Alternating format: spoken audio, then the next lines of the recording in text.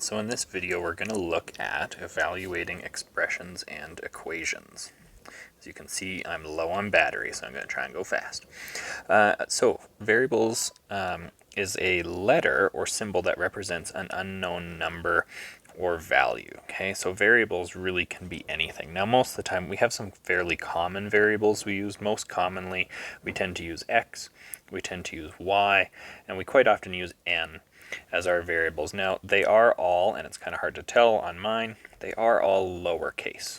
Okay, so we want to be using lowercase letters when we are talking about variables. Uppercase means something else as you get further on in math, so we want to be using lowercase for our variables.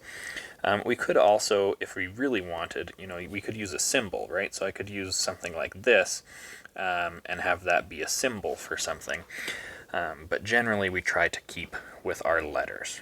Okay, so we're using a letter or symbol that represents some unknown number or value, and that really means that eventually we can turn it either, we can pick whatever number we want, or we will be forced to choose a specific number, but we just don't know what that number is yet. Okay, another thing we're going to be working with is called a coefficient. So a coefficient is a number that multiplies a variable.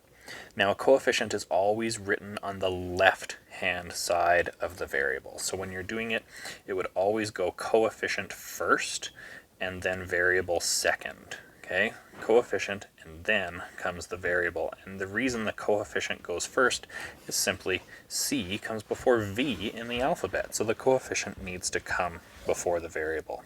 Okay, so there's lots of examples of a coefficient. I could really do anything. So let's say my variable is x. My coefficient could be something like 7. And I simply just put the 7 in front of the x, and we would say that as 7x. Now this does mean 7 multiplying the variable of x. So as soon as I know how big x is, I would simply go 7 times whatever number it is. But right now, I just leave it as is. And it could be anything. So I could have a negative coefficient. So I could have negative 3. Let's change up the variable. I could have negative 3n. That would mean negative 3 times whatever n is.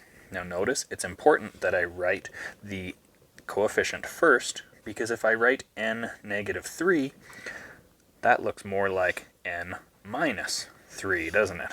Right? I want it to be the coefficient first, so that it is the number multiplying the variable. Okay, now notice I have not used a multiplication symbol. I'm not putting an x in between. And the simple reason is we often use x as our variable. And so I don't want to be putting in an x for multiplying when x is also the variable that I'm using, because then it looks very weird, right? It would look very strange to write 7 times x, because you look at that and you go, wait a minute, what in the heck is going on there? Okay, so we are not going to be using the x as our multiplication symbol. We simply know if we see a number directly next to a letter, it means that they should be multiplying. Okay, so now we'll look at the difference between expressions and equations. So expressions are really just any combination of operations, variables, and numbers. Okay, so even the things I gave you before, 7n, that is a coefficient of 7, a variable of n, and so we are multiplying those two things. That is an expression. Another expression I could write, I could do something like x plus 5. So I've got a different operation in there. I'm going my variable and then add 5 more. So whatever I say x could be, let's say x was 4, then I would take 4 and add 5 to get 9. Right? So expressions really can be anything as long as it is some kind of combination of operations, variables, and numbers. So I could have something even where it's got, let's say, we've got negative 3n like we had before, but then we'll say we'll subtract 8. That would be an expression. Okay? The big difference between expressions and equations is simply the equal sign. If you look, none of these have an equal sign anywhere. So these are all just single expressions. Something becomes an equation when I put an equal sign in between two expressions. So let's say I had something like y, and I had something like x plus 3. Right now, these are two separate expressions, and as soon as I put an equal sign in between them, this is now an equation, because my equation, which starts off with EQUA, now has an equal sign, and equal also starts off with that EQUA. So I've now created an equation where I have an expression on the left-hand side and a different expression on the right-hand side. Okay, so an equation is really just two expressions, and it has an equal sign in between them. So that's the big difference. Expression really just means no equal sign. Okay, so if I was going to look at something like this, so it says evaluate 3n when n is a bunch of different numbers. So I'm looking here at an expression of 3n. Okay, now remember this means 3 times n. Okay, but I'm not writing that multiplication symbol. Okay, I'm writing the coefficient just directly next to the variable. So what I want to do here is now I'm going to see, well, what does this expression equal if the variable gets changed instead of being n to being 3? So the way we would handle this is we start off, we write our coefficient like normal, but instead of writing n, I'm going to fill in 3. Now, this looks wrong, doesn't it? This is just 33. That's not what we should be doing.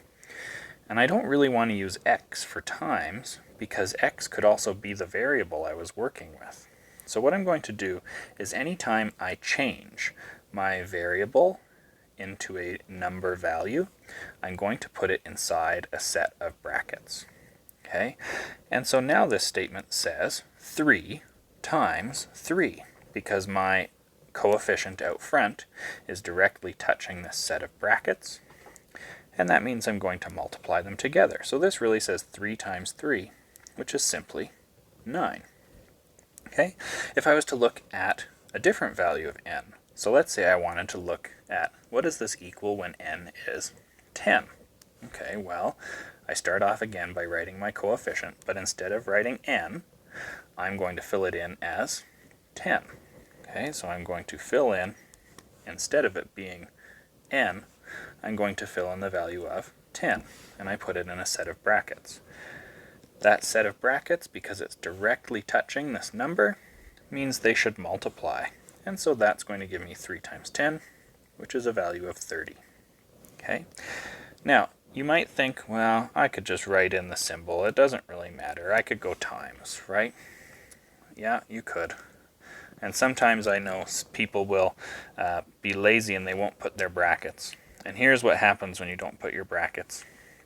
So let's say I'm putting in this value of negative 5 instead of n. So I'm going to put in now negative 5. And if I don't put that set of brackets, this doesn't say 3 times negative 5 anymore, does it? It says 3 minus 5. That's definitely not what I should be doing, because my expression says take 3 and multiply it by whatever n is. So I have to put those brackets in. Okay, so I'm putting in my brackets anytime I change my letter into a number. So 3 times negative 5 is going to give me negative 15. Okay, so your expression can end up being all sorts of different things depending on what variable or what value we switch in for our variable. I got 3 completely different answers. So an expression can be all sorts of different answers depending on what we switch our variable to. Okay, now here's a little bit more of a complex expression. So my expression now is negative 2x plus 5. So this means negative 2 times x, because the negative 2 is the coefficient. And then after we go negative 2 times x, we are going to add 5. So plus 5. Okay, now we have to do the multiplication first, because multiplication comes before addition in our order of operations. Alright, so I've been given 3 different values for x, and we're going to work through them. So I'm going to start with negative 2, and I still have that positive 5, but instead of writing my x I'm going to fill in a value of 2. So let's fill in a value of 2 here. So working through, I now have negative 2 times positive 2, and that gives me a negative 4. Okay, so I was just working on this part right here first, and then we're adding 5 afterwards, and negative 4 plus positive 5 gives us an answer of positive 1. Now you don't need to put in the positive sign if you don't want to, but it's certainly not wrong if you put it in. Okay, let's do it again. But that one was for if x is 2, we find our expression ends up equaling 1. Let's do it again. And instead of using 2 for x, this time we're going to use 9. Okay, so I'm going to fill in a different value here of 9. So I'm going to start off again, negative 2 times positive 9. That's going to give me negative 18. And negative 18 plus 5 gives us negative 13. Okay, so I'm really just doing order of operations once I switch my variable into its numerical value. So again, last one, where x is negative 6. So I've got my negative 2. Oops, I've got my plus 5. And now for x, I want to know what it is when x is negative 6 instead of x. Starting off here with the multiplication, negative 2 times negative 6 gives me positive 12. And positive 12 plus 5 gives me 17. So again, I've got a bunch of different answers, and depending on what I put in for x, I could have all sorts of different answers based off of my value for x.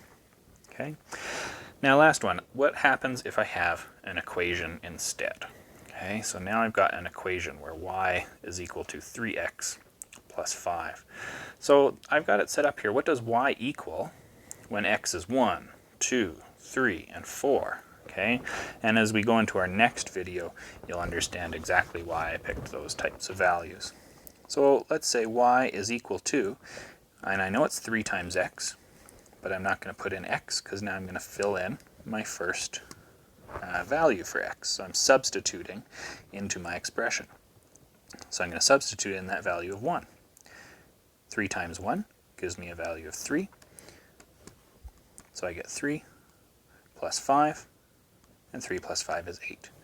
If I was to do it with my second value, I want x, instead of being 1, to be 2. So I'm going to substitute in, instead of x, I fill in a 2. 3 times 2, that gives me 6. And 6 plus 5 is 11. If I was to do it again, with my value this time of x being 3, I'll substitute in a 3. And now it says 3 times 3 plus 5. 3 times 3 is 9. 9 plus 5 gives me 14. And finally, I'll substitute in that last value of 4 for x. Here we go. And it becomes 3 times 4. And that's 12. And 12 plus 5. And that gives us 17. Okay? So your big takeaway is when you are substituting in, and that means instead of writing your variable, when you want to change it to a number, make sure that the number gets put into a set of brackets when it replaces a variable. Okay? So when you substitute into your expression, make sure when you change that variable into its number, it gets put in using a set of brackets.